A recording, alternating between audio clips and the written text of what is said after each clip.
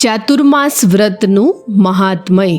પૌરાણિક સમયમાં દેવર્ષિ નારદે બ્રહ્માજીને આ ચાતુર્માસ વ્રતનું મહાત્મય પૂછ્યું હતું। ત્યારે પરમપિતા બ્રહ્માજીએ કહ્યું કે ચાતુર્માસમાં ભગવાન વિષ્ણુનું વ્રત કરનાર મનુષ્ય શ્રેષ્ઠ માનવામાં આવે છે, કેમ કે ચાતુર્માસ આવે ત્યારે બધા તીર્થ, દાન, પુણ્ય અને દેવસ્થાન એ ભગવાન વિષ્ણુના શરણે રહે છે। જે વ્યક્તિ ચાતુર્માસ દરમિયાન ભગવાન શ્રી હરિને નિત્ય પ્રણામ કરે છે તેનું જીવન ધન્ય થઈ જાય છે।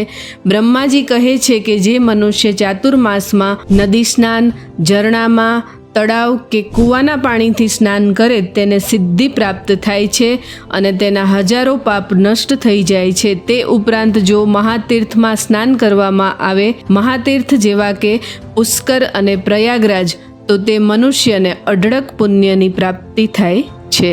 જય શ્રી કૃષ્ણ।